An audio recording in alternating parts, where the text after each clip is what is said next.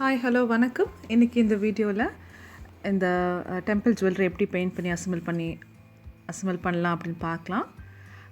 இந்த பீசஸ் எல்லாமே natural terracotta clay மூலிமா செஞ்சு காய வச்சு நல்லா பேக் பண்ணி எடுத்தாச்சு. ஃபெவிக்ரில் கம்பெனியோட பிளாக் கலர் எடுத்திருக்கேன்.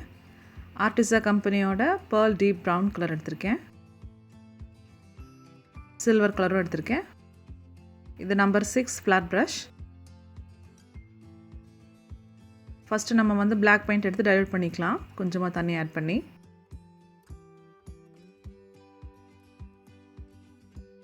இப்போது இந்த பெண்டன்ட் ஃபுல்லாகவே நம்ம வந்து பிளாக் பெயிண்டால் ஃபுல்லாக பெயிண்ட் பண்ணி முடிச்சுக்கலாம். அந்த ஸ்டிக் பீட்ஸ் இருக்குது இல்லைங்களா, அந்த பீட்ஸ் எதுவுமே நம்ம வந்து பெயிண்ட் பண்ண வேண்டாம். அதே மாதிரி அந்த பெண்டன்ட் கீழே தொங்குற அந்த பெரிய பீடும் பெயிண்ட் பண்ண வேண்டாம்.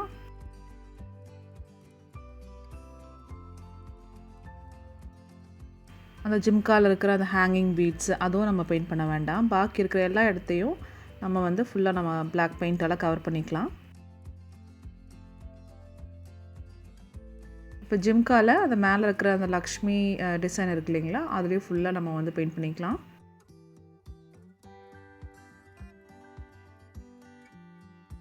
இப்போ அந்த ஜிம்காவோட அந்த கீழே இருக்கிற டிசைனில் மட்டும் நான் வந்து பெயிண்ட் பண்ணிக்கிறேன். அதே மாதிரி அந்த மேலே அந்த யூபின் குத்துன இடத்துல மட்டும் பெயிண்ட் பண்ணிக்கிறேன். அவ்வளோதான், நல்லா பெயிண்ட் பண்ணி நல்லா காய வச்சாச்சு. இப்போது பேர்ல் டீப் ப்ரௌன் கலர் எடுத்திருக்கேன். அதோட ஈக்குவல் அளவுக்கு சில்வர் கலரும் எடுத்துகிட்டு நல்லா மிக்ஸ் பண்ணிக்கிறேன். இப்போ வந்து நம்ம டேபிங் டெக்னிக் யூஸ் பண்ண போகிறோம் பெயிண்ட் பண்ணுறது. ஸோ இந்த மாதிரி விரலை எடுத்து 2 விரலும் சேர்த்து நல்லா தேய்ச்சிட்டு லக்ஷ்மி டிசைனுக்கு மேலே அது மாதிரி வச்சு நம்ம எடுத்தோம்னா அந்த மேலே எலும்பி இருக்கிற அந்த டிசைனுக்கு மேலே மட்டும்தான் வந்து பெயிண்ட் படும். ஸோ இது ஒரு ஆன்டிக் ஃபினிஷ் கொடுக்கும்.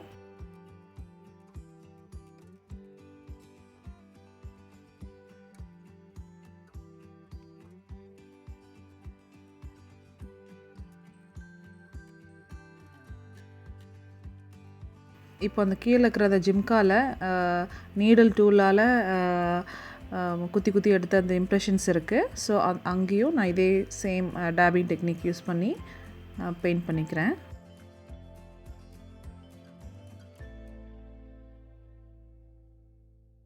நம்ம பெண்டன்ட்டில் பண்ண அதே சேம் ஸ்டெப்ஸு நம்ம வந்து ஜும்காவுக்கும் நம்ம பண்ணிக்கலாம்.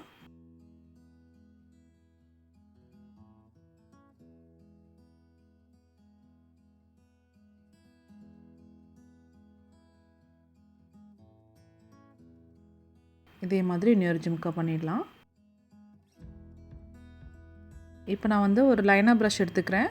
இப்போ ஏன்னா உள்ளுக்குள்ளே நம்ம பண்ணும்போது சைடெல்லாம் ஆகும் அப்படின்றதுனால இப்போது அந்த ப்ரஷ்ஷில் வந்து நம்ம லைட்டாக தொட்டால் போதும், நிறையா தொடக்கூடாது. லைட்டாக தொட்டுட்டு அந்த பேலட்லேயே மறுபடியும் நம்ம வந்து டேப் பண்ணி முடிச்சுட்டு அதுக்கப்புறமா நம்ம இந்த இடத்துல வச்சு நம்ம பெயிண்ட் பண்ணும்போது நீட்டாக இருக்கும்.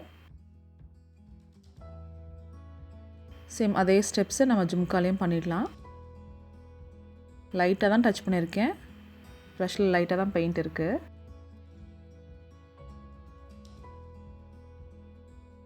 இதே மாதிரி இன்னொரு ஜும்காவும் பண்ணிடலாம். இப்போ பெண்டன்ட்டில் இருக்கிற நம்ம வந்து பாக்கி இருக்கிற டிசைன் இடத்துல நான் அதே மாதிரி நான் ப்ரஷ் யூஸ் பண்ணி நான் பெயிண்ட் பண்ணிக்கிறேன்.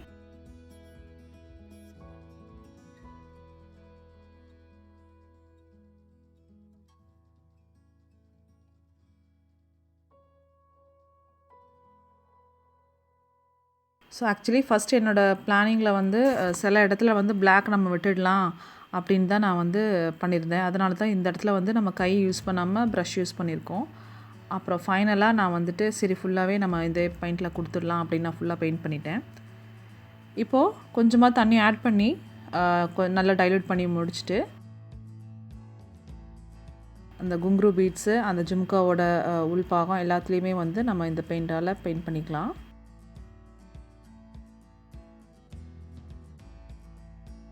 இப்போது மேலே இருக்கிற இடத்தையும் வந்து நம்ம வந்து பெயிண்ட் பண்ணிக்கலாம்.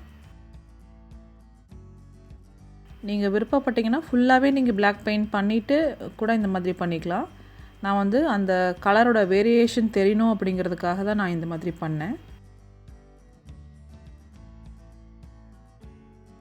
இப்போ அந்த பெரிய பீடுக்கு நம்ம வந்து பெயிண்ட் பண்ணிக்கலாம்.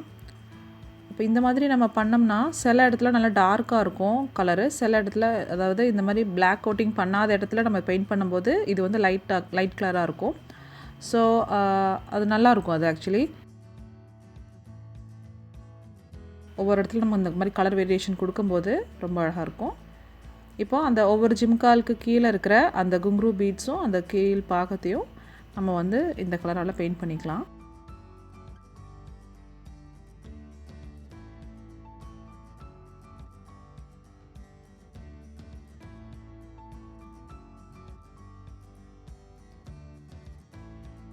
இப்போது அந்த பெண்டன்ட் சுற்றி இருக்கிற அந்த ஸ்டிக் பீட்ஸ்க்கும் இதே மாதிரி நம்ம ஃபுல்லாக கலர் பண்ணிடலாம்.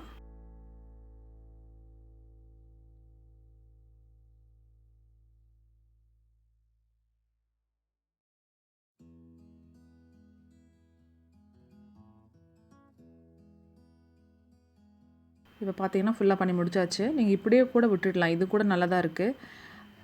நான் வந்து சரி இல்லை நம்ம மேலேயும் கொடுத்துடலான்னு சொல்லி மறுபடியும் மேலே ஃபுல்லாக பெயிண்ட் பண்ணிட்டேன். ஆனால் எனக்கு என்ன தோணுதுன்னா, இந்த கலர் பண்ணுறதுக்கு முந்தான ஸ்டேஜ் இருக்கு இல்லைங்களா, அந்த பிளாக் இருந்த ஸ்டேஜ் எனக்கு அதுதான் பிடிச்சிது. அப்படியே விட்டுருந்தா இன்னும் கூட ரொம்ப நல்லா இருந்திருக்கும்.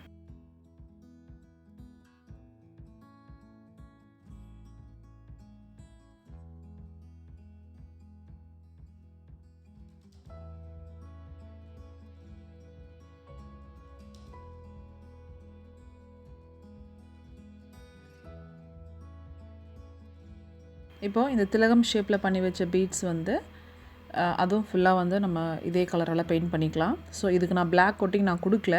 ஸோ உங்களுக்கு பார்த்தீங்கன்னா உங்களுக்கு டிஃப்ரென்ஸ் தெரியும். பிளாக் கோட்டிங் கொடுத்து அதுக்கு மேலே இது பண்ணும்போது டார்க் கலராக கிடைக்கும். நம்ம வெறும் அப்படியே நம்ம டைரெக்டாக பெயிண்ட் பண்ணும்போது இது லைட் கலரில் இருக்கும். ஸோ இதே மாதிரி நம்ம எல்லா பீசஸையும் நம்ம பெயிண்ட் பண்ணிக்கலாம். இப்போ மறுபடியும் கொஞ்சமாக நான் வந்து பெயிண்ட் எடுத்து நான் பீட்ஸையும் நான் பெயிண்ட் பண்ணி வச்சுக்கிறேன். ஸோ எல்லாமே பெயிண்ட் பண்ணியாச்சு. இது வந்து நெக்ஸ்ட் டே இது வந்து திலகம் ஷேப்பில் இருக்கிற குந்தன் பீட்ஸு, அதே மாதிரி ரவுண்ட் ஷேப்பில் இருக்கிற குந்தன் பீட்ஸ், பெயிண்ட் பண்ணி வச்ச திலகம் ஷேப் பீட்ஸு, பெயிண்ட் பண்ணி வச்ச இயரிங்ஸ், பெயிண்ட் பண்ணி வச்ச பெண்டன்ட்டு, B7000 க்ளூ. இப்போ நம்ம என்ன பண்ண போகிறோன்னா, அந்த குந்தன் ஸ்டோன்ஸ் இருக்குது இல்லைங்களா, அதை வந்து நம்ம பெண்டன்ட்டில் வந்து மேலே இருக்கிற இடத்துல இப்படி ஃபுல்லாக நம்ம வந்து ஒட்ட போகிறோம். ஸோ ஒரு ஸ்டெப்பு நீங்கள் ஒரு மெத்தடு நீங்கள் வந்து அந்த குந்தன் ஸ்டோன் வந்து பெருசாக இருக்கிறதுனால நீங்கள் அதோட பேக் சைட்லேயே அந்த க்ளூ அப்ளை பண்ணிவிட்டு இப்படியே ஒவ்வொன்றா நீங்கள் வந்து வச்சுக்கலாம். ஜஸ்ட் ஒட்டி லைட்டாக மேலே கரெக்டாக பொசிஷனில் வச்சதுக்கப்புறமா ப்ரெஸ் பண்ணிட்டிங்கன்னா நல்லா ஸ்டிக் ஆகிடும். இல்லை அப்படின்னா எந்த இடத்துல வேணுமோ அந்த இடத்துல அந்த க்ளூ வச்சுட்டு அதுக்கு மேலே இந்த மாதிரி ஒவ்வொன்றா நம்ம எடுத்து ஒட்டி வச்சுக்கலாம்.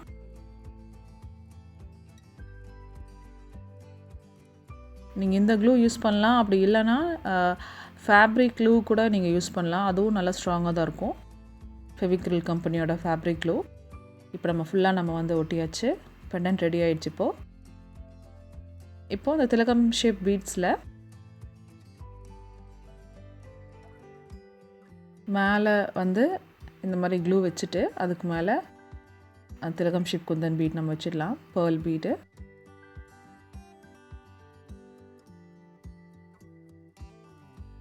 சாரி, பீடில் ஸ்டோனு. ஸோ இதே மாதிரி நம்ம எல்லாமே பண்ணிக்கலாம்.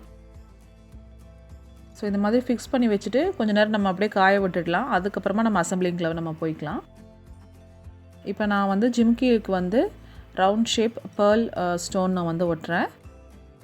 கீழே ஆல்ரெடி அந்த டிசைன் இருக்குது. ஸோ அங்கே வைக்காமல் அதுக்கு மேலே இருக்கிற அந்த ஒரு லைன் போட்டிருக்கு இல்லைங்களா, அந்த லைனுக்கு ஒட்டினாப்பில் அப்படியே நான் வந்து ஃபுல்லாக ஒவ்வொரு ஸ்டோனாக நான் வந்து ஒட்டிக்கிறேன். இதே மாதிரி நம்ம ஃபுல்லாக பண்ணிக்கலாம்.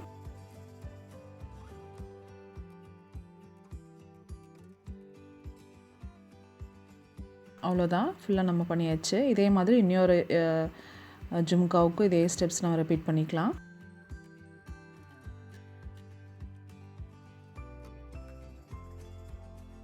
இது ஒரு 4 ஹவர்ஸ்க்கு அப்புறமா நான் இந்த அசம்பிளிங் நான் பண்ணுறேன். இப்போ எல்லாம் நம்ம ஒட்டி வச்சதெல்லாம் நல்லா காஞ்சிடுச்சு. Gear lock, stud base, paint பண்ணி வச்ச beads, back rope, plier, cutter, B7000 glue, அப்புறம் கியர் ஒயர். ஃபஸ்ட்டு நம்ம அந்த ஸ்டட் பேஸில் நம்ம வேணுங்கிற அளவுக்கு நம்ம அந்த க்ளூவை எடுத்துகிட்டு கரெக்டாக சென்டரில் வர மாதிரி வச்சுட்டு நல்லா ப்ரெஸ் பண்ணிக்கலாம். ஸோ நல்லா ப்ரெஸ் பண்ணுறேன் நான் ஆக்சுவலி. இதே மாதிரி ஒன்றும் பண்ணிக்கலாம். ஸோ இதை அப்படியே டிஸ்டர்ப் பண்ணாமல் நம்ம 1 டே ஃபுல்லாக வச்சுக்கலாம். இப்போது நம்ம கியர் ஒயர் நான் எடுத்துக்கிறேன் தேவையான அளவுக்கு. இப்போ நான் பெண்டன்ட்குள்ளே ஃபஸ்ட் நான் விட்டுடுறேன். இப்போ பாருங்கள், இப்போ அந்த சைடில் நம்ம கோக்குற அந்த திலகம் பீட் இருக்கு இல்லைங்களா, அப்படி விட்டோம்னா அந்த இடத்துல ஒரு கேப் தெரியுது இல்லைங்களா. ஸோ அந்த கேப் நம்ம ஃபில் பண்ணணும். ஸோ அதுக்காக நான் 2 ரவுண்ட் பீட்ஸ் நான் சேர்த்துக்கிறேன். அதுக்கப்புறமா அந்த திலகம் பீட்ஸ் நான் ஆட் பண்ணிக்கிறேன்.